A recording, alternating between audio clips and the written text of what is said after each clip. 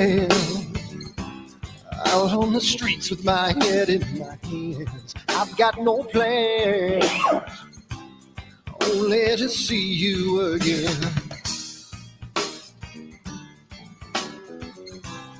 Don't get me wrong, sometimes I like being kicked on the ground. I'm not that strong, but then I come to my senses. Yeah, I'm coming. You can feel my power, and I feel what is real when she feels me.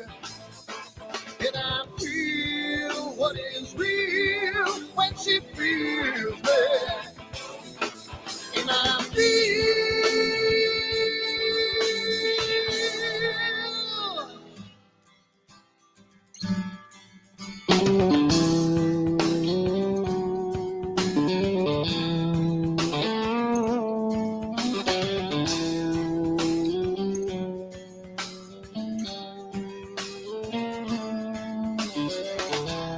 don't be afraid.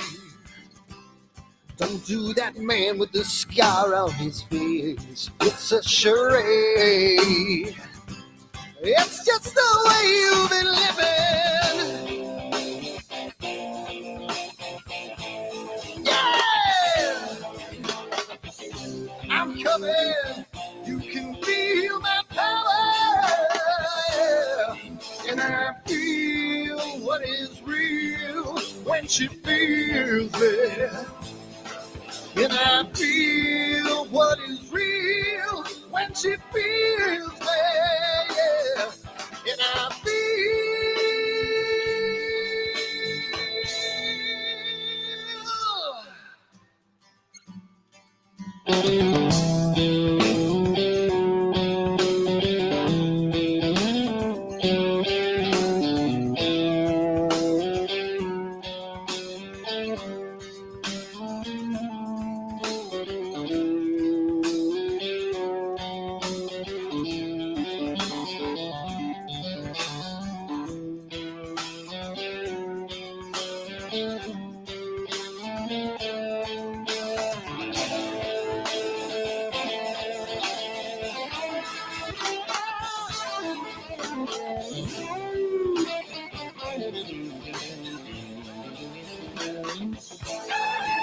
I feel what is real when she feels me.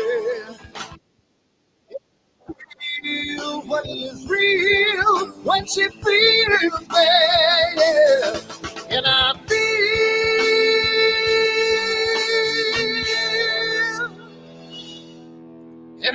feel what is real when she feels me.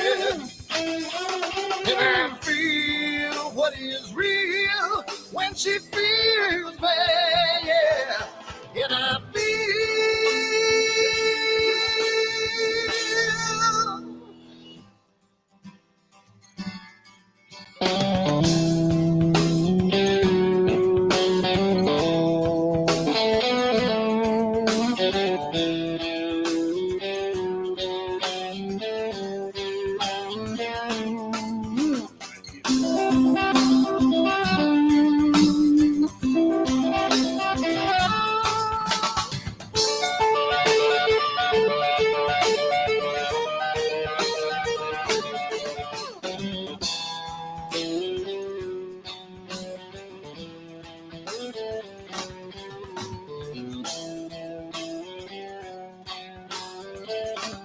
Jeez, yeah, I'm big.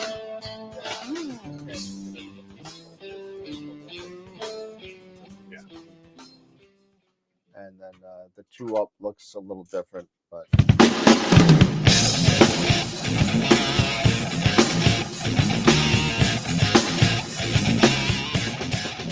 hi everyone, Dan here, and I just wanted to put a little snippet about Astroworld and what we do because I want to start getting the word out because I think it's becoming more and more of a giant community, and I want to get the word out to some other people. So what we do at Astroworld is we hold astrophotography chats on Wednesdays at 9 p.m. and Fridays at 8 p.m. Eastern Time. And we just talk Yeah, astrophotography. that's what I was. Wednesday's I was more of getting a myself techie ready. I kind was of advanced to getting intermediate, my and Fridays is cornbread more of a dressing newbie ready, kind of thing.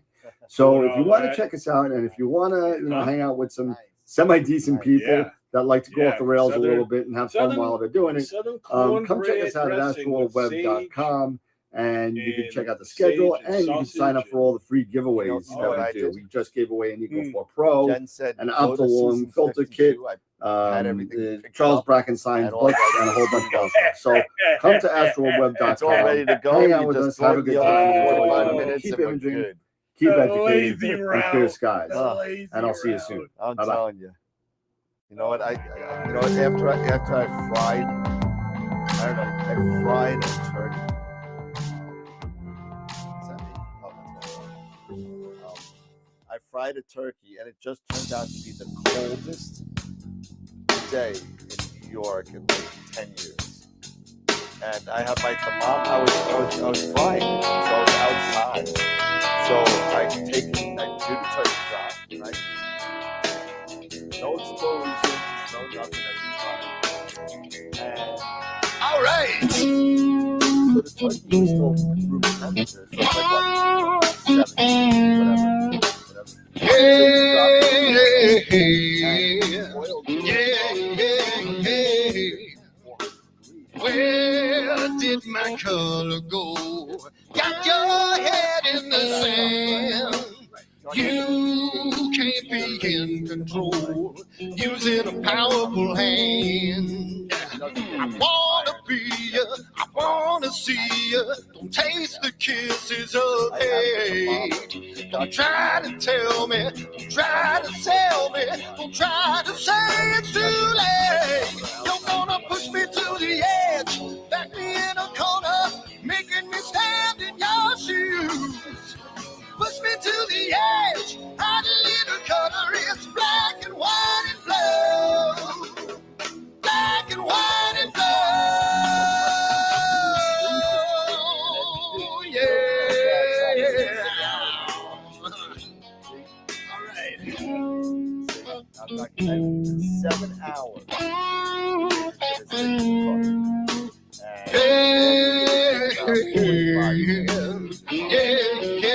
Yeah. 7 hours. Cat learns to ring a bell. Rat gets free from the maze. We can be taught to love. We've got to learn a new way. I wanna see you. I wanna be you. Don't taste the kisses of hate. Don't try to tell me. Don't try to sell me. Don't try to say it's too late. Yeah, you're gonna push me to the edge. Back me in a corner, making me stand in your shadows. Push me to the edge, add a little color, it's black and white and blue. Black and white and blue. Yeah.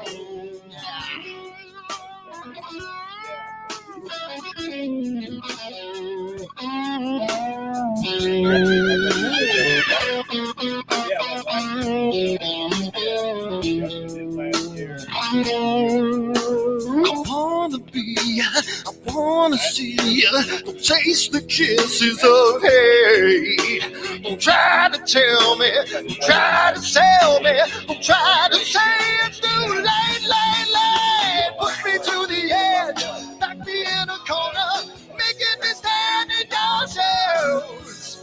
Push me to the edge, hide a little color, it's black and white and blue. Yeah, black and white and blue. You're going black and white on the edge, back me in a corner, making me stand in your shoes. Push me to the edge, hide a little color, it's black and white and blue. Black and white and blue.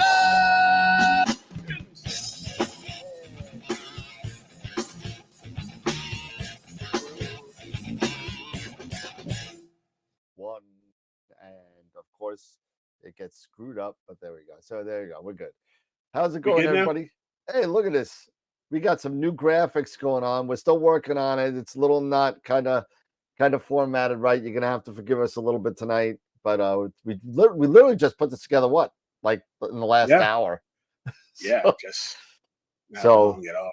this is some of the things to come in 2024 with Astroworld TV. So Yeah. we're gonna change some things, and don't worry, we're gonna be the same old wild and crazy guys we always are. But you know, it's gonna be a little bit different and a little bit more, I guess, focused would be the right word, Eric. Yeah. You're gonna go try to be more focused. Have maybe some the more focused content and subject matter and stuff like that. So we're still gonna every once in a while, you know, things are just with Dan. You know, every once in a while that something's gonna go off the rails. What do you got to blame it on me for? What do you mean with Dan? What do you mean with Dan? What do you mean with Dan? What the hell is that all about? It's got to be the old guy, right? It's got to be the old guy, you know. Not yet, Tom. It's coming. It's coming. I know. And you know what? I knew someone was going to ask. Where's the tree? You know, where's the tree? Where's the tree? It's gonna come. It's coming. I am the off the rails king, and that's what I make my that's what I make my living on. So I mean, I you know, you ask some of the people that I work not for that Here's Chris.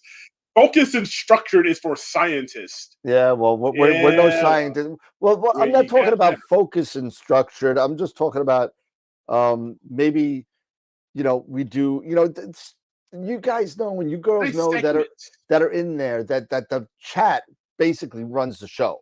I mean, that, you know, the questions come up and we try and answer them to best of our ability, right? You know, sometimes we know nothing and sometimes we know a little something. So that being said, I think what it's going to be is going to be like maybe for like 20 minutes we talk about equipment, 20 minutes we talk about imaging, 20 minutes we talk about this, and then we just go on and on to we'll have a little sci-fi off the rails segment every once in a while, and I don't know, whatever. We'll do something. Eric and I are working together really diligently into giving you guys some. Not that we haven't been doing decent content over the past 4 years, but a little bit more structured and a little bit, because there's zero structure here, and that's all my fault. I'll take all the blame for that. That's all on me. But I, you know what? That's what made me a semi-successful person in life. I don't do a structure. I deal with, you know, things as they come up on a daily basis, and that's what I do. That's what IT is, Eric, right? You know, you roll with it. You roll with it. Sometimes you're just off the cuff and you roll with it. And exactly. You got to be a little dynamic. Yeah, you don't want to be static. You know, who wants the only thing you want static is your IPs. You don't want no dynamic IP. Exactly. But anyway, we do have some news, and even Eric, you don't know about this because it came up last night. I booked 2 more guests for their second appearance on there, and there are 2 people that are previous presenters on Astroworld TV, and we'll talk about them in a sec. So let's do the sponsors real quick. This is going to be a short one tonight. It is the day before Thanksgiving. I know Eric's got to cook. I got to heat up my Seasons 52 because I'm not doing anything. Lazy.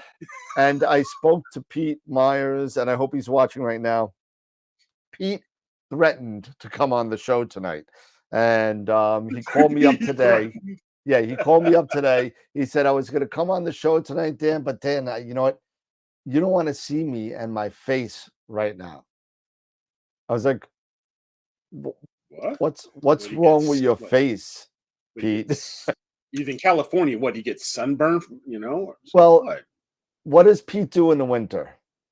Do you know what Pete does in the wintertime? I don't know what Pete does in the winter. What, he tans? He goes to a tanning salon or something? What? No, Pete is what, 63 years old, something like that. And he plays in a snowflake full contact hockey league.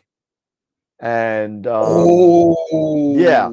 So he was playing last Saturday, and he was playing against a team which has one of the biggest goons in their league, highest amount of penalty minutes and penalties, and he's a mess.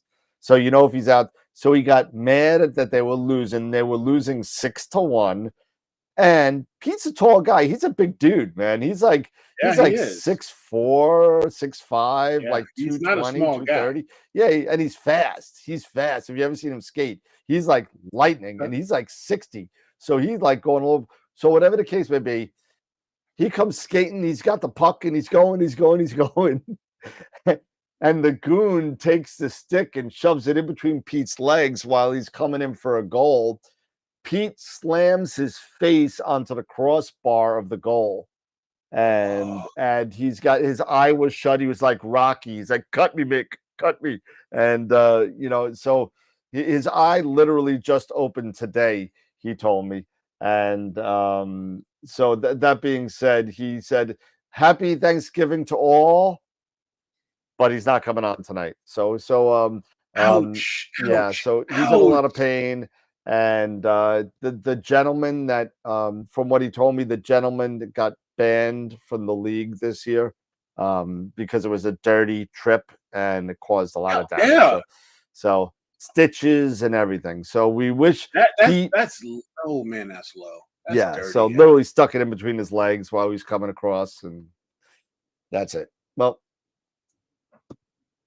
Yeah, no, yeah. So the goon has been booted at least for this year, and there'll be a hearing on whether he's allowed to come back at all. So we'll see. We'll see what happens. But that being said, let's do a real quick rundown of the new guests and the sponsors and all that. Because remember, and don't forget, we're revamping the sponsors and we're revamping the wheel December 31st. So January, and you're gonna have to excuse me for January 3rd. Which will be our first show back from the holiday break. That will be a new wheel. The new wheel will be on the website starting December 15th. So if you want in on the newer prizes, you got to re-sign up starting December 15th. So go and do it when it goes up. So it's still good for now. It's good for another 3 weeks or so. So moving on. So moving right along, let's get on to the sponsors because we got some new stuff. We got a new main sequence member on Patreon. Gotta say that. So, all right, here we go. So, and Wappo, we gotta say thank you to Woodland Hills Camera and Telescopes over at telescopes.net. We just gave $250 away, and we still got 100 left for the rest of the year. So we're gonna save that for Christmas. We got $100 left, I think, for them. So we're going to give away a Christmas present to somebody. And I believe, Eric, we got to talk about the schedule for December, what we want to do, and if we want to spend time with the family, if we just want to keep going, say hell with it. We may just do that because, if you're good with it, I'm good with it. But whatever the case may be, Woodland Hills, thank you so much for the support over the past 2 years, giving us $2,000 in prizes. It's been unbelievable. Thank you so much to Woodland Hills Camera and Telescopes. Prima Luce Lab, Camera Concepts, Optolong. We didn't give away in Prima Luce, but we gave for the people at Nightfall, we gave a 5% off Prima Luce stuff. So we got some hits on that. So thank you to Prima Luce for allowing us to do that. Camera Concepts, more money from them. Optolong, we might have to dump them this year because they didn't give us much of anything this year. And it's unfortunate they have not been returning my calls. I feel like the redheaded stepchild, but there we go. Masters of PixInsight and IP for AP has been a staunch supporter of us since day one. Pete, Warren, Ron, thank you so much for the support. We look forward to another prosperous 2024 and future. Thank you. But 2024, we give away a free Masters of PixInsight class every Friday and a yearly subscription once a month to IP for AP. So if you're not on these wheels, get on them now because you only got 3 more weeks of these, and then the new ones start happening. So also, if you're new to the show and you don't know, We do have our own retail store at astroworldtelescopes.com with all of your favorite vendors such as iOptron, Pegasus, Prima Luce, Altera Astro, a whole bunch of them. Go check it out. Off the Rails members and all the sponsors, if you're not a sponsor, please consider being a sponsor for us because it helps us give away presents and stuff to the members. It also helps us pay for our table at NEAF, which is happening April 20th and 21st. So that's going to be a lot of fun. We're teaming up with Prima Luce again. We're cornering one half of a bench, so we're going to be back to back to it. It's going to be kind of crazy. So I'm going to talk to Filippo and Tom and see if we could lose the middle barrier and just make it one big kind of area for us. Yeah, so I'm going to see if we can do that. I'll talk to you tomorrow, Tom. We'll figure it out. Quasar members, and these are all different levels of member sponsors, and you get perks, shirts, T-shirts, Astroworld gift certificates. You get a whole bunch of stuff. So Black Hole members, thank you so much for sticking with us for the past couple of years. Red Giant members, main sequence members. So we got a new main sequence member, Sanford. Sandy, if you're out there, if you're watching, thank you for the trip, for hanging with me on the cruise, on the disastrous cruise. If you guys and your family weren't there, I'd lose my mind. So thank you so much for becoming a main sequence member. White Dwarf members, got to throw, it was on Facebook, so I guess I'm allowed to say it.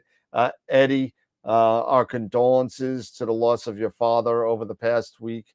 I spoke to you the other day, so all of our thoughts are with you and your family at this time. So seriously, good luck, buddy.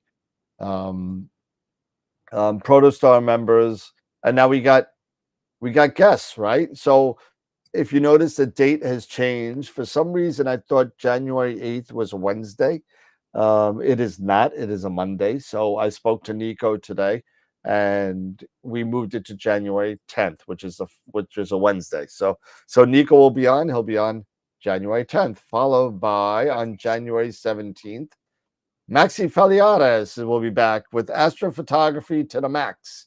If you remember Maxi from last year or maybe 22, he was on talking to us about iPhone astrophotography. He's from Argentina, and he will be talking to us again. He's a longtime speaker on Global Star Party as well, and he has turned out to be a good friend of mine as well. So he is returning January 17th, followed by on the 25th, and you'll remember Adrian Bradley, the Nightscaper, will be back. He travels all over the world taking nightscapes, and he does some awesome images. And he's going to be coming with us January 25th. Nice. Again, we're waiting on a lockdown date on Mabula. So when that comes out, that'll happen. And don't forget also, December 9th, we are only, 20 days away from Astropalooza 2. Believe it or not, it was so good, we're doing a second one. So Trevor Jones, Sean Nielsen, Scott Roberts, Charles Bracken, Tom Bramwell, Dylan O'Donnell. I know you can't see it. Dylan O'Donnell, Stacy, Masters of Pix Insight, Dr. Sass, Wayne Park. They're all going to be there. 8 hours of fun. Come check it out. If you want to see the schedule, go to www.astroweb.com/astropalooza, and you will see the schedule. Go slide down to the bottom after the pictures, and the schedule is right there. It's a tentative schedule, but it's pretty much solid. So, nice. Yeah, pretty cool. So 2 to 10, another disaster. All right. I opened up, I updated this. So this is where the standings are going into the last week of Image of the Week leaders. Tom Peters got the lead by 1 over Dave, followed by Greg, AZ Forerunner, Starlancer, Mark Bloodson. All you guys are great. I'm going to move myself down here for a second. so you can see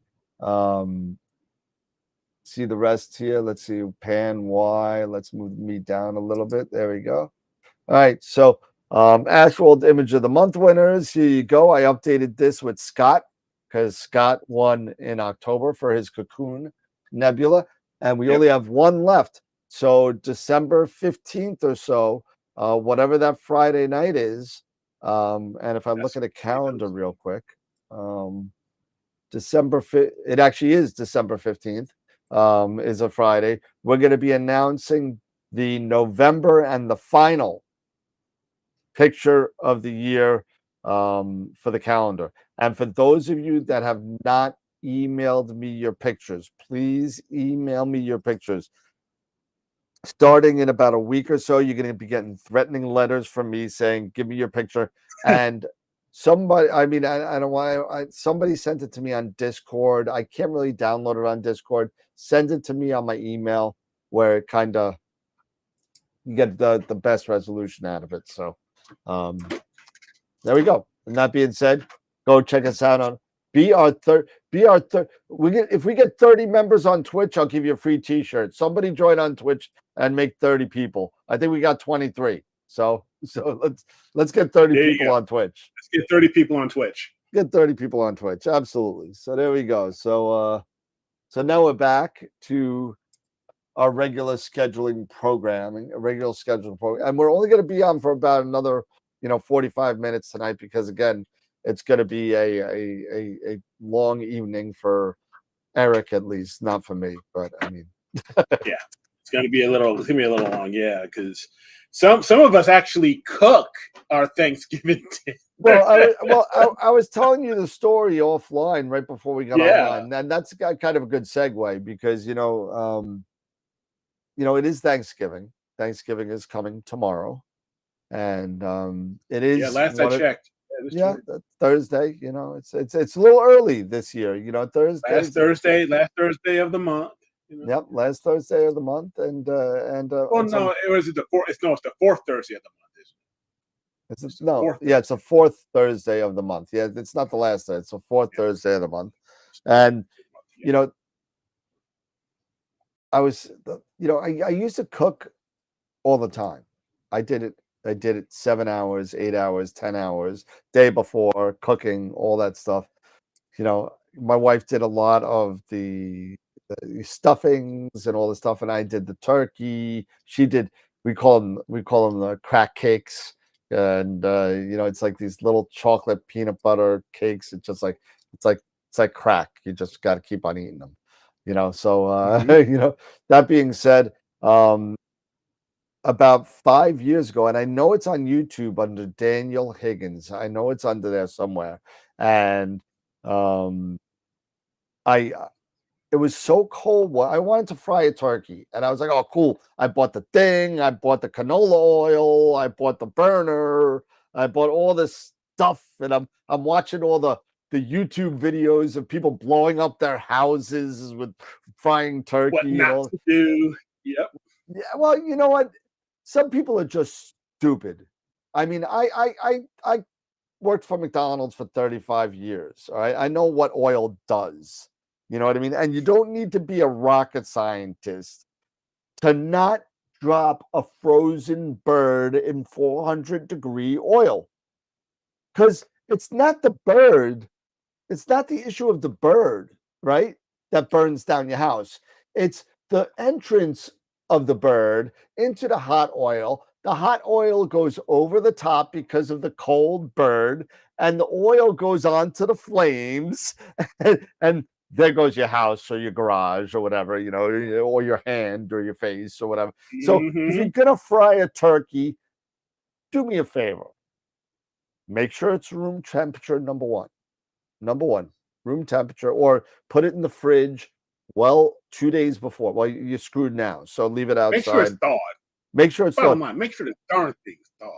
And not only that, not to make sure it's thawed, because that's really an important part, because water, oil, they don't mix, right? Oh, Mikey just got us on Twitch, so there you go. So we got another Twitch follower. So thank you, Mikey. And Yes, you- make sure thank it's you, dry. Tom. I was just Dry saying that, Tom. I was just getting there. Yes, you gotta pat, Pat rub it, pat down it dry, your turkey.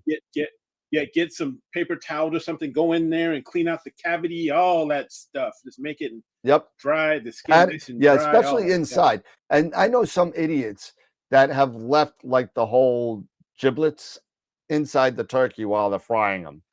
I'm like, really, dude? What are you gonna do with fried giblets, fried turkey neck? What are you gonna do?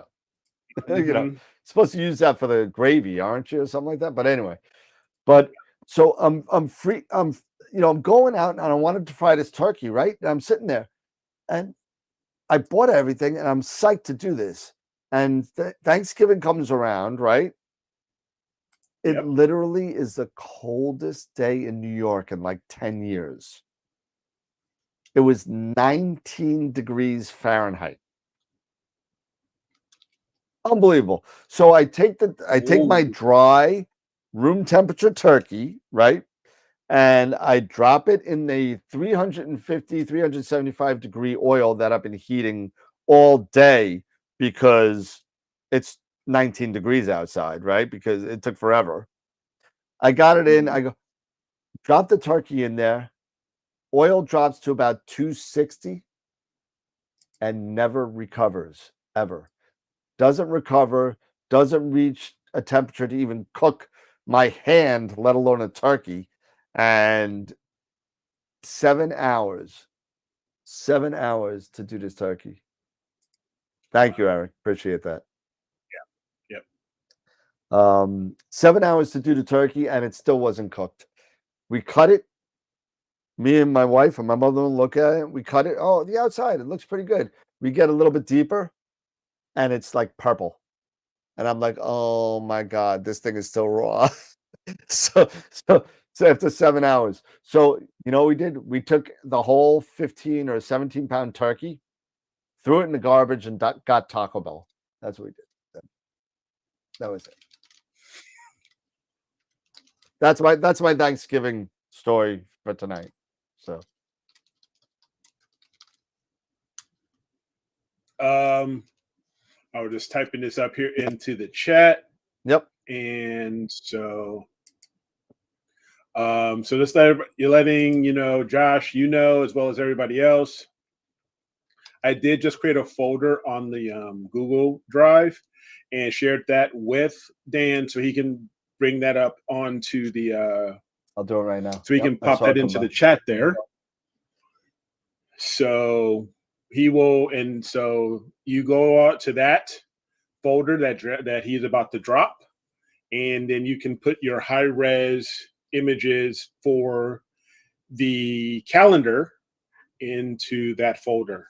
Don't forget to make sure it has your name, all that stuff. And there you go. Yeah. So there you go. Just click on the link, drop your photo in there, and then we'll be able to get that all.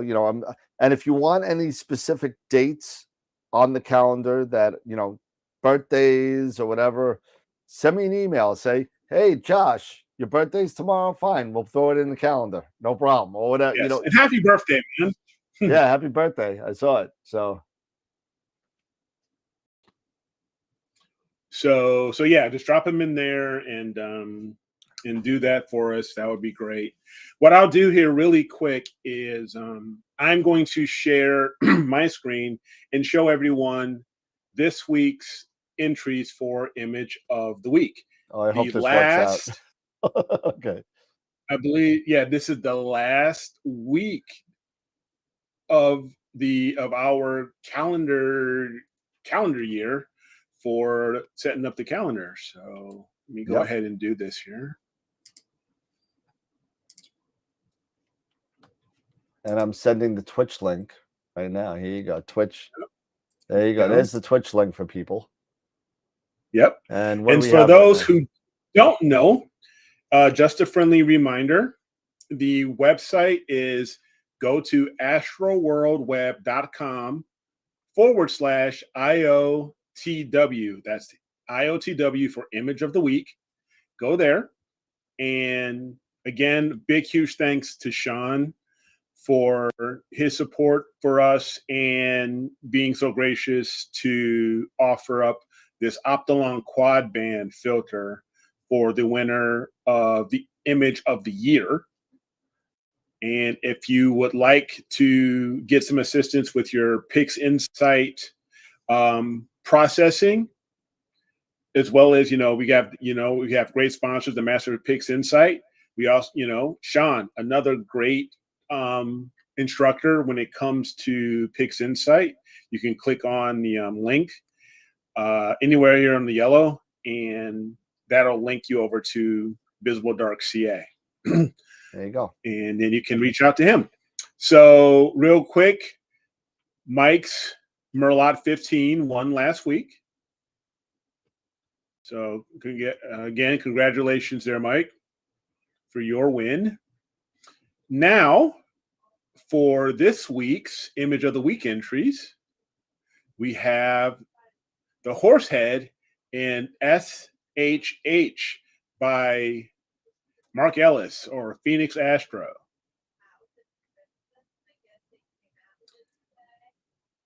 We have the California Nebula NGC 1499, which is one that I'm actually working on right now. This is an SHO MOD blend by Tom Peter. We have some galaxies here.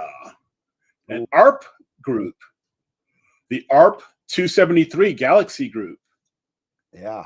And it really does. It looks like it's almost like a flower or a rose or something like that with a swirl. With this at the bottom, it's almost like a flower. Yeah, it's like a rose by with the combined galaxies there. So it's very interesting. Now it's done by Chris.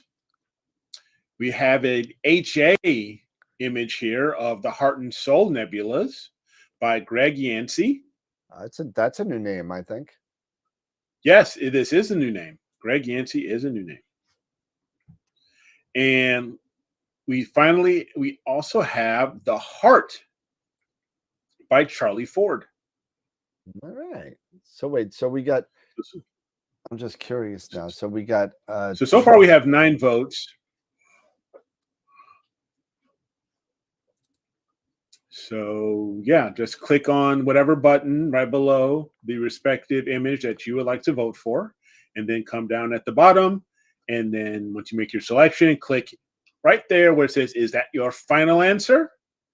And now your vote is counted. Does Dave Schaefer have a picture in there?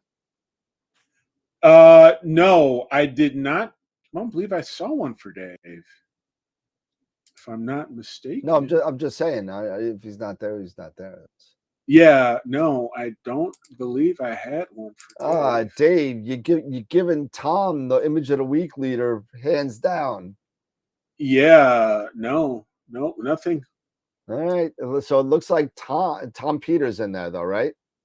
Tom is in here, yes. Yeah, Tom Peters in there. So it looks like Tom's gonna walk away with the Image of the Week leader with either 7 or 8.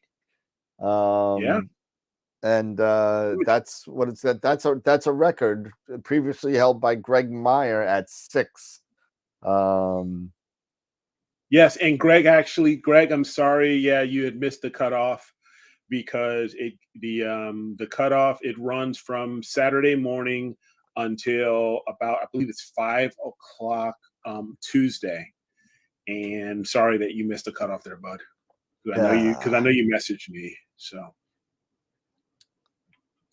All right. But yeah, so there we are. There's our 5 entries, and I will go ahead and stop sharing for now.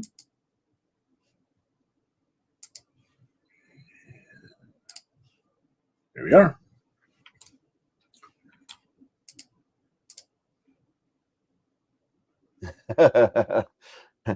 Hey, you know what?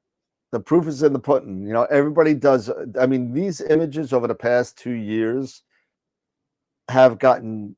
I mean, if we should go back and look at some of the first week that we did Image of the Week and post those up.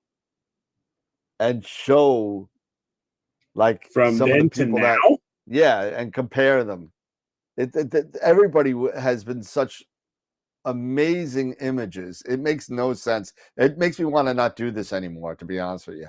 But but I mean, you guys have been getting so good with your processing and the imaging and the star color and the background and the noise, and it's been great to kind of see all the improvements over the years. It's been really, really amazing.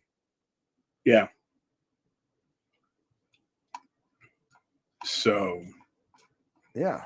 so yeah.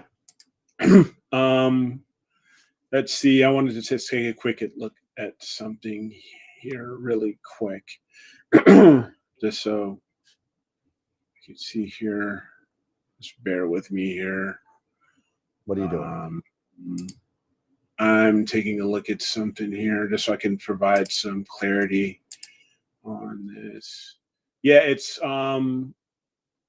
from Saturday at 8:00 in the morning until Tuesday morning at basically 7 a.m. So Tuesday at So 7. So yeah, and so it's also there on the website, you know, when the Okay. entry period is. So 8:01 to 6:59 Eastern. So very, very good. Very good. just to share that clarification there. All right. So Yeah. we got a lot of I'm really looking forward to I think I haven't gotten dead on answer, but Dark Dragons people are supposed to be here next next Wednesday, the 29th. Oh, that'd be exciting. So I'm hoping that still happens. They've been a little quiet. They have a really big TikTok following, Dark Dragons Astro. And if you don't know what Dark Dragons Astro does, they have this really cool invention of observatories. And it's basically roll off kind of stuff. And it's really, really cool. You got to go see it. So I know take a look at our NEAF interviews from last NEAF.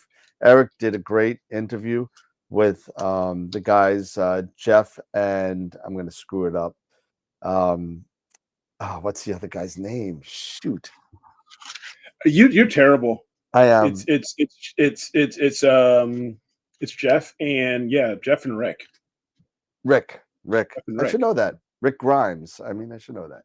But yeah, no, you could take we could take any formats, but there will be scaled down to probably a WebP. I do, I do recommend, I strongly recommend, you submitting a WebP, but others have submitted like a JPEG or a TIFF or even, stuff like that. And I go in there and I'll actually change it to a WebP because that is more, it's because of the compression and lossless compression and everything. It's a lot easier on the performance of the website. Yep. So absolutely. That's why. And Roy, you summed it up really nicely. It is amazing. I mean, Eric took that shot behind him. I've taken the shot behind me.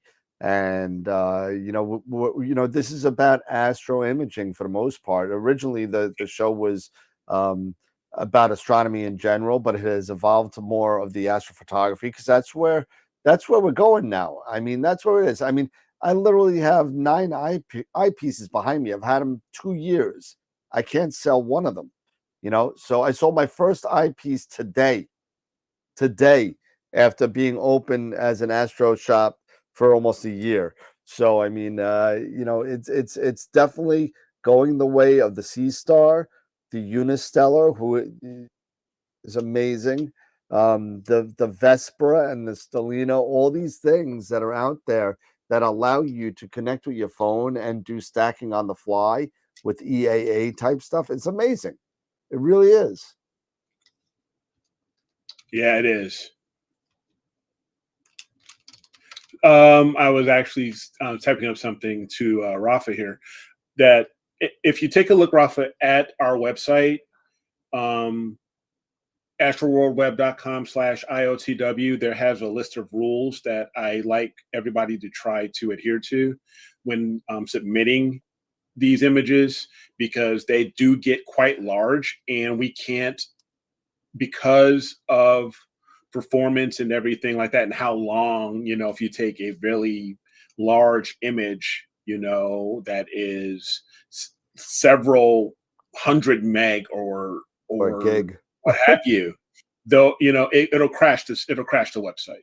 So that's why I really push for dropping in certain types and keeping them at 1200 by 800, because I'm going to scale it down. Even if you guys send it to me larger, everybody knows I'm going to scale it down to close to that anyway, to make sure the performance of the website,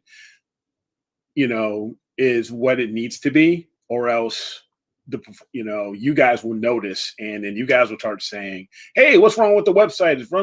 It's running slow, or this, that, and the other." Yeah. So ever since I started making those rules for making the resolution the way it is and asking for a particular web format, the WebP format, I haven't heard any negative things about the performance of the website. As a matter of fact, just the opposite. I'll tell you, a lot of people have been saying that the website's been moving a lot smoother since I started letting you do it. So hey, listen. Don't let that go to your head. Because more opportunity is coming your way. So,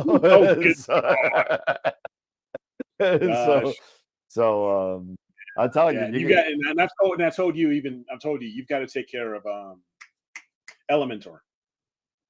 5 days. 5 days.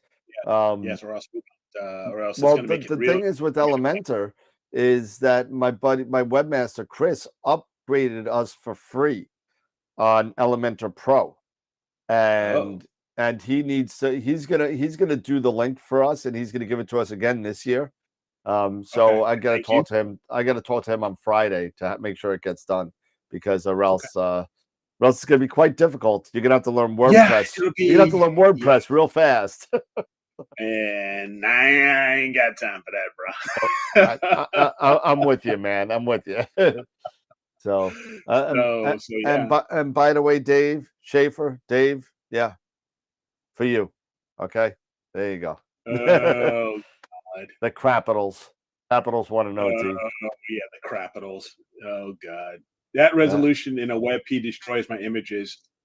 Yeah, I don't know what to say, bud. I'm sorry. It's got to be that way. If you send it to me as a JPEG, as a JPEG, I can convert it to a WebP, and it'll be okay. I do that all the time. I convert them in WebPs. If anybody ends up sending to me like in a JPEG or a TIFF, I do change them to lossless compression WebPs because of the performance. Because even those JPEGs, they get they get big, and stuff like that. So, if you do a 12 or a high on the JPEGs, they could be quite large, and that will bog down the site, because you ever see those websites that load up line by line by line. Yes, by line. exactly. Just because of the resolution of the pictures will slow down the site. And listen, unless if we get another 350 Patreon subscribers, I'm sorry, I can't upgrade the website anymore. So we just do what we can. We just do the best we can. Yep. So if you want to send it to us as a TIFF, feel free. And Eric can make sure it doesn't get too squashed. I'll do the best I can. But I can't make any promises. But getting back to astro imaging and why we all, besides just the fun banter that we all enjoy in the chat and stuff like that, and just hanging out with everybody. Have you any of you, I'm sure a lot of us also, besides subscribing here to Astro World TV, and don't forget to give us a thumbs up, on the we only got 9 thumbs up. We only got 9. What? 10. Come on. I give thanks for all of you guys. Give thanks for us by giving us a thumbs up. It's Thanksgiving. Give us show your thanks by giving us a thumbs up. 26 people watching. We should have 26 thumbs up. Come on. Exactly. 12, 13, Um, we got half. So yeah. So what I was getting at talking about astrophotography, I am working also on my own California nebula right now. Okay. And so a couple of things that with emission nebula, we all pretty much most of us image in narrowband. And I don't know, have you had a chance to see the latest the Astro Imaging Channel show? I haven't. And okay, because this past week they had who was it? It was Adam Block and Okay. Mike Cranfield and Mike Cranfield. Okay. And Mike, he has kicked out some incredible scripts for PixInsight. I mean, collaborating with Adam, collaborating with Bill Blanchard for the Screen Stars script. Also, he's also got, which was the other script, the Star Reduction script. I think the Star Halo script. He's done a lot of scripting for PixInsight, but now he and Adam were showcasing the narrowband color mapper script. Okay. And so if you haven't had a chance to check out the Astro Imaging Channel in this script, I highly recommend you check it out. But I'm going to actually try to utilize that. I'm going to go back to Adam's site as well as listen in again on their demo to see how I can, because you can basically map different, your color, that's the color wheel based off, different layers. You can do it by layers and stuff like that. That's cool. And then make it however you want as far as the colors and how they're mapped. And I think it looks really slick, and it doesn't look that complicated. It doesn't look that difficult. So that's really going cool to tinker around with it. Yeah, and that's really cool because people that are in garbage skies like myself that are pretty much relegated to narrowband imaging. Yes, it's another game changer as far as making it a little bit more of a decent color than just your regular, your blue pink dual band kind of thing. Or when you're doing like the Heart Nebula that was behind me. I did that. And somebody mentioned it to me the other day. He's like, man, you got a lot of oxygen in that. Where's all the red? And I was like, yeah, well, I did it on purpose. I wanted a blue, I wanted the gold, I wanted the whatever. So I actually doubled in that one. I actually doubled in Pixel Math, the O3 channel.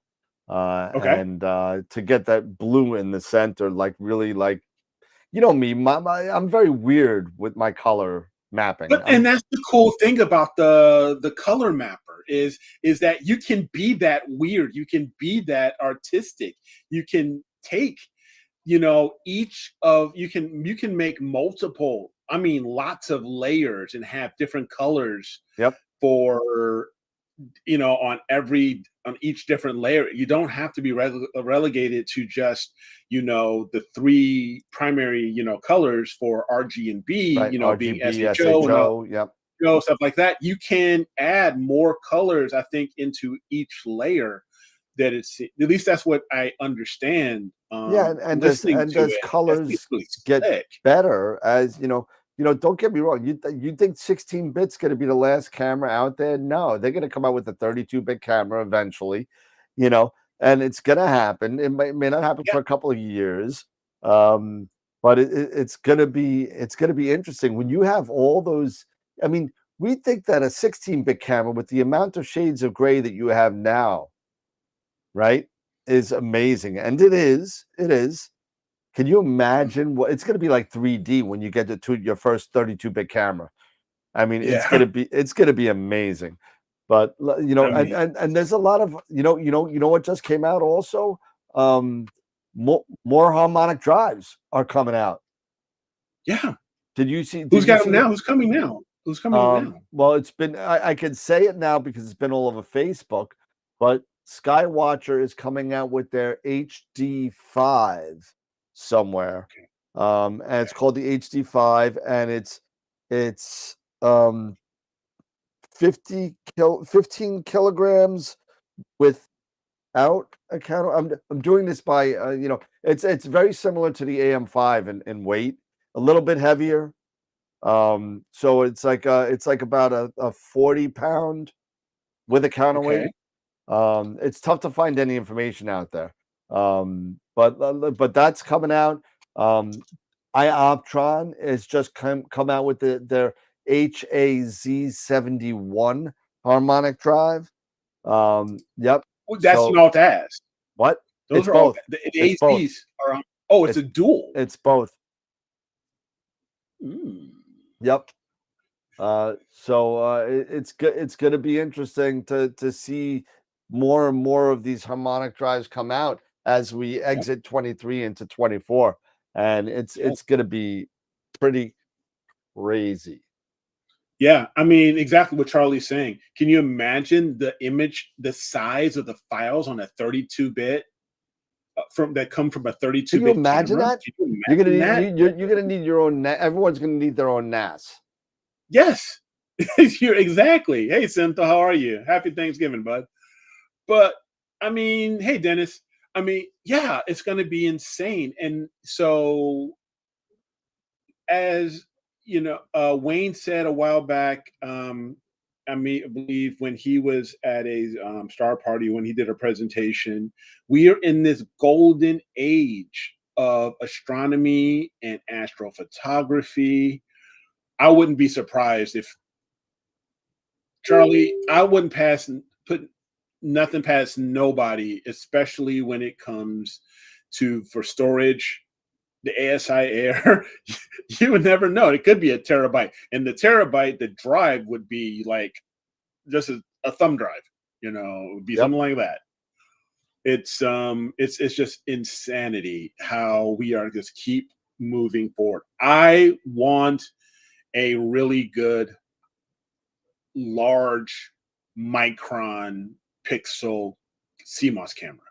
I want that so bad for. Oh, you may have that. You're going to pay for it, but I mean, it's you're gonna. happen. I know, and you know what? And even when you pay for, I'm gonna. You know what? Now just wait. I'll just wait until they keep making more, and then eventually competition is going to bring the price down, and it's going to be a lot more feasible. Because even that, we have that the 432 mono. Yep. Which is a 9 micron pixel camera, but I think it's only 12-bit. It is. So just imagine you taking that and then turning that into a 14 or even better, a 16-bit camera. That's what I'm saying. I mean, it's gonna be crazy. I mean, we're gonna see. Yeah. I mean, I'm sure that a 9 or 12 micron, is in the works. Thank you, Mark. Yes, this is what I'm talking about. Sorry, Dan. Need larger pixel camera for longer focal length, people. Yep. Not everything's about a 4 or 5 inch scope. That is a lot true. of us That is true. A lot of us have 8-inch up, come on now. I know. Work And with us, you need something like that. And there are some 9 pixel cameras, micron. But they're expensive. They're expensive. Yeah. Bigger pixels, more money, Yeah. And yes, you've got binning and everything. But it's not the same, man. I'm gonna go back to what Scott always said on the show, and he was right when he said this, that you would rather get it in camera first and worry about the manipulation later, because the quality is not screwed around with right off the bat. You know what I mean? Right. You rather have it sit there and grab that data at its, like you said, at the native state, where the more you manipulate something, the more screwed up in the end it's going to be. So if you get it without the manipulation, you're going to be good to go. Yeah. Rafa, Ben, do we lose anything by I'm assuming he meant binning versus a bigger pixel? You do lose, you lose resolution. Yeah. Like Mark was just saying, you lose resolution. Yep. And I want the native resolution. I want it to be as true as possible. I want that high res. Yep. So yeah, and again, the resolution you have is the ability to get those smaller details, so it doesn't look as fuzzy, as that's what the resolution does for you. So if you've been a lot, you may see, if you've been 3x3 or higher, just to kind of compete with the seeing. Like I know I'm in Long Island, I have to do that sometimes because the seeing is for naught on Long Island, and it's pretty bad. So I have to bin occasionally, but I try not to because I lose the res. I would rather take shorter images with no binning and a lot more of them than bin and sacrifice the resolution. You know what I mean? So I know maybe that's a topic for conversation, but I mean, that's my theory on shooting in a Bortle 8+ sky with a seeing of, I don't know, probably 3 out of 5. Yeah. Exactly. Let's see here. And he's still. You know what? I have started doing more and more work with Nina, and also using the Sky tools and everything. The one thing I like about this that's kind of cool about the Sky tools is, and I'll share my screen, and maybe it make a bit more sense. I love Sky tools. I think it's a great program. I think it's really growing on me. But let me go here and I'll share my screen. And we have that. And let me maximize this. Okay. So one thing here is I can't remember what is called off the top of my head. The infirmities? But this right here, the very top. The infirmities, thank you. But as you can see here, I've highlighted what I'm working on right now, which is the California Nebula. And it gives me a couple good pieces of information here, such as when's the best date, actually, if you can, to take this target, or around this date, the date range, the ideal date range, which I like. But here is what is really cool for me. So I have inputted in all of my filters that I have. I have in my setup here with my refractor, I've got Optolong LRGBs, and then I have Antlia Pro 3nm filters. We can see what. Can you see that or no? Can you see what I'm showing or no? I might have to. It might be cropped. So hold on a second. Okay. Let's see.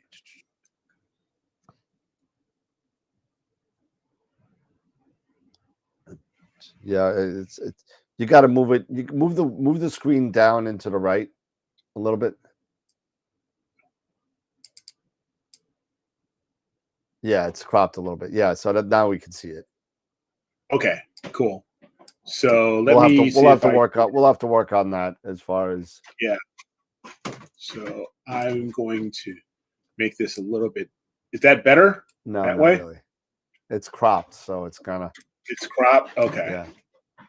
So all right. So here it gives me my.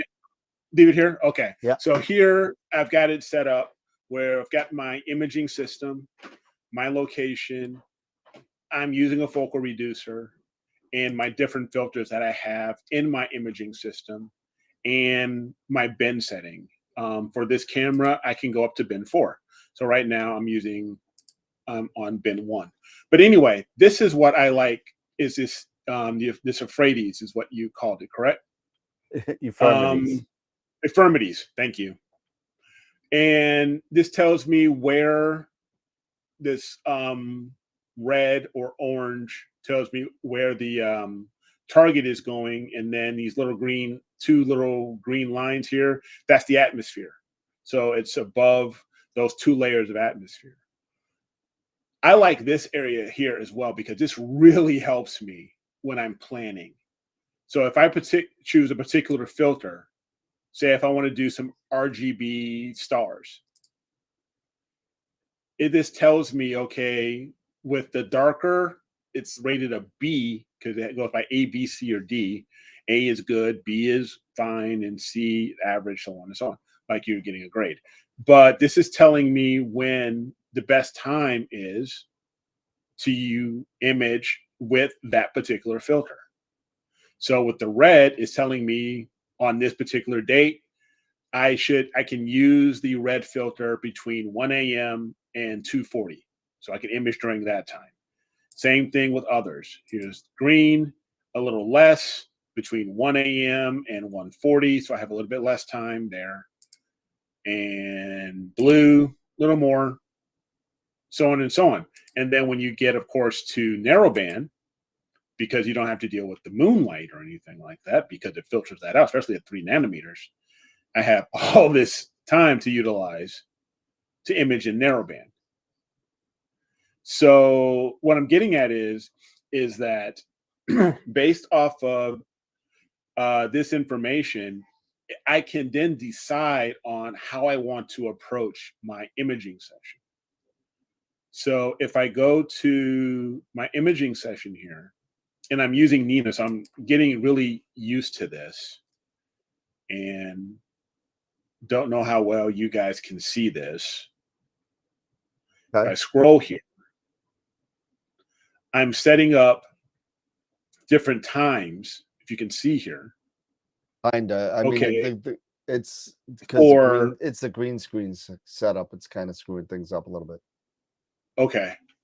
But here I'm setting up a my time to run my narrowband from now until 12:45 a.m. to give you an example. Yep. And so, and actually that needs to be 6. And what filter they are. So I'm kicking it off with sulfur, hydrogen alpha, and that should be O3. And then I'm telling it to run until 12:45 in the morning. Then I set up another instruction or template. Can you bring it over to the right a little bit so we can see the left side? Yeah, let me see if I can do this a little better, or maybe let me see if I can make this a little easier for everybody to see. Does this make it any better? The other way. The other way. The other way? Yep. Keep going. Keep Tell me when going. to Keep stop. going. Keep going. Keep going. Keep going. Keep going. Okay, and stop. Okay, cool. So, and let me just bring this up a little bit here. Okay, so right now, as you can see, I'm selling it to, because of this information from Sky Tools here, and I want to have some time to get some RGB stars, I'm telling it based on the instructions here, do the narrowband until 12:45, and then from starting at 12:45, because I'm telling it its next stop, RGB stars instruction, start at 12:45 and loop until 2:40 in the morning, and give me start at blue, green, and then red based off of the information that I am seeing here. Right? There you go. So 12:45 is blue. That's the best time to start blue. So I'm going to let it kick off blue first, then green, and then red, because I can have a little bit more time doing red. and then let that run into a 240. And then by that time, okay, RGB is now done. Then kick back off again my narrowband starting at 240 until nautical dawn and finish stuff up. There you go. I'm gonna find out how this works. This is the first time I'm trying this, where you're having multiple instructions, multiple imaging instructions for a project. In theory, I think it should work, but we'll see. So let me see. Go back up to the top. Yep. Let me see what's Let going me know on when to here. stop. Okay, so annotation, wait for altitude, start guiding for, okay. Dither after 4 exposures. Okay, so loop conditions, loop until 045, 0. Then you're going to take that to 045. Then you're going to go down, and then you're going to loop into, so when that's, so you don't need that second wait for time under RGB stars. I don't. No, because you're only telling the first condition to loop until 1:45. Oh, okay. All right. So it's going to loop until 1:45, the first one. So you could delete that wait for time. I mean, you don't have to. You can keep it. It doesn't matter. But I get it. I get what you're saying. Mm-hmm. Yeah. So that's going to go till 2:40 a.m. That's fine. Yep. And then this one I can get rid of this one then here. Yep, that you can get rid of also. And then you're going to loop that till nautical dawn. That'll be. I mean, not that that's going to make any difference, right? But the point I'm trying to make is utilizing this Sky Tools information and what it's telling me here. It's giving me a much better opportunity to maximize the use of all my filters on a given night. Yeah, right? just if this was a full moon, then yeah, I won't be doing any RGB. But based off of this information here, it's giving me this ideal time to say, yeah, at least right now, since we're only at 60% full, moon, as far as the moon is only at 60%, I have an opportunity to do at least some RGB tonight. Yep. And then to people's idea of what you should do first, you should also sit there and think about where the object is in the sky. And if you go back to that, okay, so you see where it starts to set, right? You see the transit, yes. That red line, right? Mm-hmm. The red vertical line at about midnight. Yes. That's your transit line, right? So you want to take your blues somewhere around that area. The higher in the sky, the less issue you're going to be having with color, with your blues. So you want to take your blues when your object's at the highest, and then the rest could kind of wait on either side, one rising, one setting. And then take your blues at the point, because you're shooting through less atmosphere when it's at its transit and it's at its highest. Right. Yeah. And I think, if I'm not mistaken here, if I'm looking at this almost seems like here it's lining up to the peak as far as its highest point. Okay. Yeah, that's fine. As long as you sit there and it's just a best practice. I mean, you could do RGB if you want. You may get better results if you shoot your blues where your target's at its highest. That's all. Okay. Yeah. And one thing I'm also trying that I haven't done before, that I'm starting to do now, based off of information and me seeing others, say from Astrobin and just other conversations in forums, I'm going to start doing my RGB, binning that 2x2. And if I do a luminance, that'll be bin 1.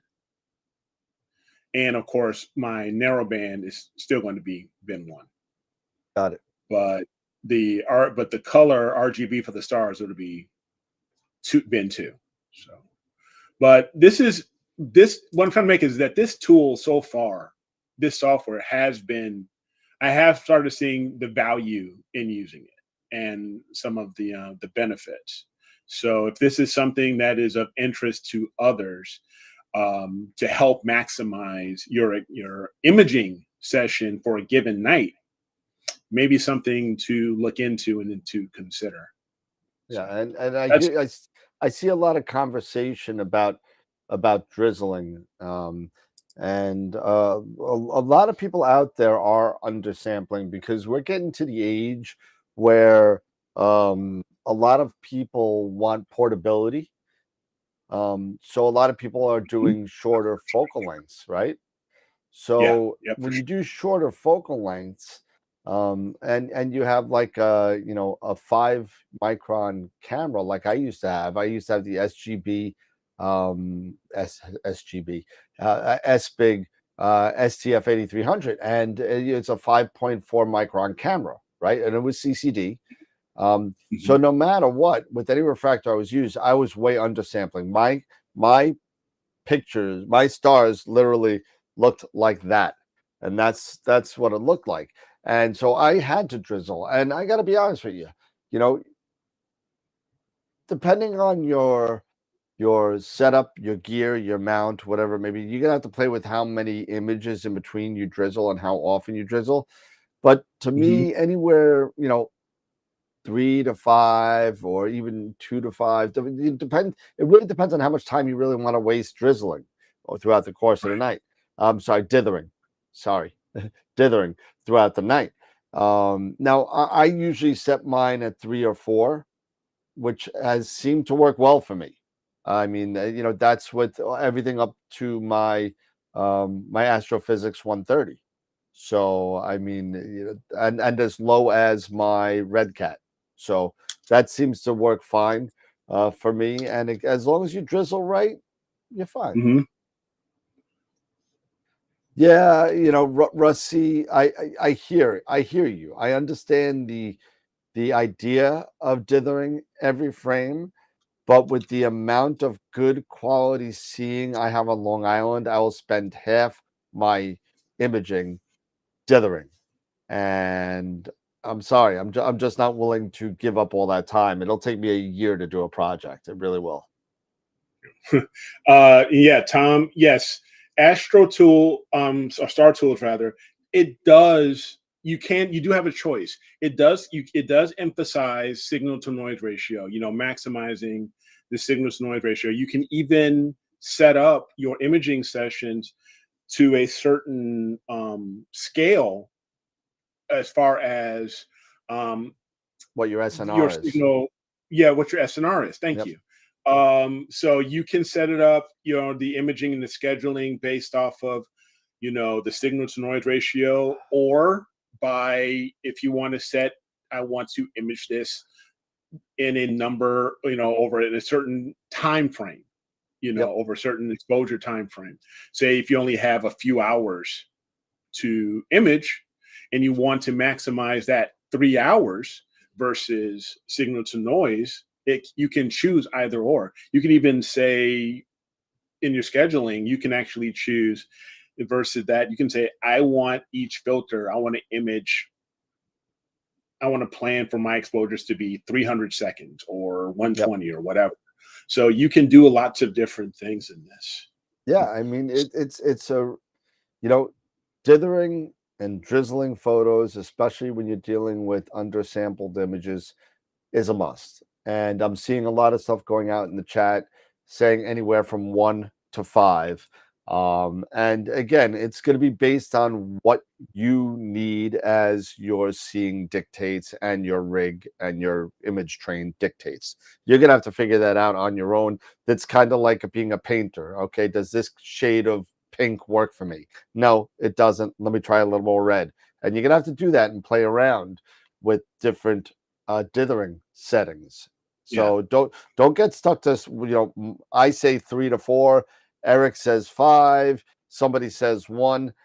You know, do Warren's rule of halvesies, right?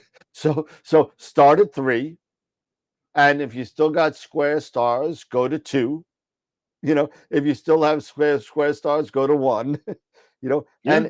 and if you have round stars at 3, maybe try and stretch it to 4 so you save some time. So that's just a trial and error when it comes to this, because a lot of people that I know don't want to put the time into kind of figuring things out, and they get Mhm. frustrated very quickly. And Yeah. it's part of learning the craft, because that's what it is. It's a craft, and you got to know how to fix things when things go wrong, because they'll go wrong. It you know will. and you just got to kind of be sometimes you may have to sit there and say, hey, you know what, I'm done for a month or I'm done for a week, and just lose it for a second and then go back to it and say, okay, all of a sudden everything's clear, and Yes. you get it. So it's just one of those things. Absolutely. And something here, Paul, you're mentioning WeatherBug is not telling the truth. It's crystal clear out, and I brought my rig in. You know what? Honestly, I have dealt with that stuff. These different weather apps and stuff like that. If you haven't checked out apps or websites such as windy.com That's what I or use, Wendy. or Astropheric, or even the clear dark skies, those different apps. Windy. Yes, Windy. Oh, look, Uh, it's green, so it's showing my green screen. yeah. Then those are more catered to, in my opinion, astronomy, astrophotography, and those are what I personally use. I use a mixture of Windy and Clear Dark Sky and Astropheric. I've got them all on my phone or on my computer that I've signed up for and stuff like that. Hey, Corin. And Warren, hey. yeah, he's in the States now. He's over Where is he? he's with his family in he's in Texas. He's in Texas. Too far. That's too far. So, but yeah, I mean, take a look at those different types of apps, like we mentioned, especially Windy and Astropheric. If you have, is Astropheric available for Android? I don't know. I don't do Android. And neither do I. That's what I'm asking. I have no idea. So, but though, it just depends on what phone you have. That's what I was just saying. But check those. Thanks, Dave. But yeah, awesome. So yeah, it is on Android as well. So depending on whatever phone, iOS or Android that you have, check that out. Check out Astropheric. And like I said, there's Clear Outside. There is a few others that I used back in the day, like Scope Nights and stuff like that. But yeah, right now it's the main ones that I use are Clear Outside, Astropheric, and Windy. So take a look at those. Check those different ones out. But I really like Windy. Dan, you got me onto Windy, and Yep. I actually signed up and subscribed, and it's been great. So. Oh, I love Windy, and you're able to do so much. I'm putting something in the chat right now, so if you want to laugh about Clear Dark Sky, there you go. Watch that, then, because I can't play it on YouTube Live because I dropped the F-bomb too much. So, go take a look at that. You'll have a good laugh. Oh, another thing, as far as products, I had gotten an email regarding ZWO because I have a lot of ZWO products and cameras, and I've got an ASI 224 MC, Sure. which is a planetary camera. Yep. I also use it for my guide camera. It's it's been great. Yep. I've had it for years. It was probably one of my first dedicated astro cameras, and I used it primarily for guiding. Anyway, I had no idea you could have a sale right now on that for $50 off, so it's $150 now. But it's now a version 3. They got their 224 version 3, and now this one has anti-amp glow. Okay. Tech and everything. I was like, so wow, it's a back illuminated. It's coming along. So that's good. Yeah, it's back illuminated and everything. You know? So it's I was like, wow, because it is a fantastic little camera. And I have used it to do not only guiding but planetary. I did a little bit of planetary with it, even though I suck at that. Not many people but are I good have at done it. some. No, but I've also done some DSO with it. I did one point. I did some DSO with it with the Rasa, like some EAA on the Rasa 8. So it's pretty slick, and it's not a bad price for a little No, camera. Not at all. 150 bucks. Not at all. So Cool. if you guys are looking at things, cameras like that, for yourself for the holidays or anything like that, any budgetary, budget, but 150 bucks. There you. I was thinking this is leading up to what my thought was if I think about getting that camera, maybe I could take my old one and turn it into maybe an all sky. Why not? I know, that's right. Why not? Why not? Turn that one into, get the little tripod and the little thing. Yeah, get a tripod and the thing CS there, lens and screw it in there. Yeah, and then turn that into an all sky camera and let it I can take a look and let it just image as it's going along, so Absolutely. I can see how the weather is and stuff like that. 'Cause that's maybe another adventure I would like to try, is to figure out how to set up an all sky camera utilizing some of the other equipment that I have and give it a go. Yep. Definitely would be. That was It's the 224, right? Jackie, it's the ASI 224 MC. It's a little hockey puck camera, planetary camera that it's really, it's been around forever. Like I said, I've had that for 5 years, and it's awesome. So like I said, if I could take my old version 1 224, turn that into an all sky, and get the new version 3 to put back, into the stable for planetary or guide or DSO, then yeah. Absolutely. Exactly. Put it on top of the pod. I'll get something and I'll set it up where I'll get something, set it up, attach it right there to the deck. Just get like a little hang off, little arm that goes up. Yeah, like a little this. arm or something, or I'll get a little something, or I'll hang it right onto the deck, with some conduit, run, the cable and everything, and then just have it point up right next to the dome, and boom, right there. Nice. So that'll be fun. All right. Well, I'm getting pretty tired. I'm sorry. It's the holidays. I'll let it slide. Yeah, thank you. Appreciate it. I worked at 5 a.m.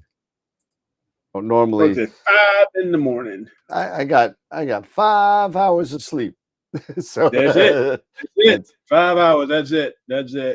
I'm telling you. I know, Dave. I'm sorry. Listen, this is a time of year where we do a little bit shorter shows because the holidays around. We got to cook. We got to do everything. And you know what? The Islanders won also, I think, again. So thank you. It looks like Brock Nelson has another one. I really wish they would trade that guy. But while he's worth something, I mean, just trade that guy. But it's just But hey, listen, it's Thanksgiving. I'm super thankful for everybody here and hanging out with us for for the many years that you have, and for all the support that everybody's given us over the it's really, really cool. So it's that time of year to get say thank you to everybody. So thank you to everybody. Appreciate everything, really, honestly. Yes. Many blessings upon everybody, your families. Enjoy the time off if you have the time off, or the holiday and you're able to spend it with your loved ones and stuff like that. Enjoy just relaxing, and just being thankful for all that we have and all that we're blessed with. So I'm thankful for this opportunity. I'm thankful for Dan hanging out with all of you guys. This hobby and lifestyle, which I consider this is a lifestyle more than a hobby. Yep. That my wife got me back into. Yeah, she bought you that 8-inch, right? Yeah, because she bought me that 8-inch, and then it just snowballed from there. But it's been a great year. Every year is for the past many years has been awesome. So thankful for my family, thankful for everybody here, and just thankful for looking forward to another year. So. Absolutely, another year. Getting ready to start season 5. Yeah, I know, right? Season 5 is coming up in a little bit more than 5 weeks. So our first guest for season 5 will be Nico Carver from Nebula Photos. So Nebula Photos. Yeah. So it was so fun photo bombing Nico and Ron and Nipa. I'm telling you, it's a lot of fun, and we're gonna be doing that a lot more, man. Trust me. We're gonna have a lot of fun this year. So hopefully, the Islanders almost blew it. It was 3-2, but anyway, it's gonna be a lot of fun at Neve this year. The tables are booked. It's gonna be a wild time. Eric, you and I got to talk on what we plan on doing this year, because I'm sure you have some great ideas, and so it's going to be a lot of fun. Why is Matt Molson on the post-game show? That guy's not even an Islander. Go away. Anyway, but that being said, everybody, have a great night. Everybody, have a great Thanksgiving. Thank you so much for hanging out. I know it's not that much shorter, an hour and a half. Not that much shorter, but maybe you go hang out with your significant other or your dog. That may be your significant other. I don't know, for some people out there. Have a glass of wine. Watch some TV. Enjoy your steak, Mark. Enjoy your steak. And absolutely. And you know what? If you haven't watched it, watch Dark. Watch Dark. The show is awesome. So just watch it. It's crazy. Anyway, everybody, have a good night. And thanks, everybody. And enjoy your Thanksgiving with your family. And we'll see you on Friday night. Remember, keep imaging, keep educating, and clear skies. And we'll see you on Friday. And I've got clear skies tonight, so we're going to see how much of the California I get. Wait, I'll show you. It says mostly clear on my weather bug, and no, it's not. Anyway, lose the weather bug. It's never right. Watch my video on clear dark sky. That's never right either. So, have a good night, everybody. Have a great holiday. I'm looking forward to the parade tomorrow. I want to see Santa Claus. Bah humbug. See you, everybody. See you, everybody. Bye-bye.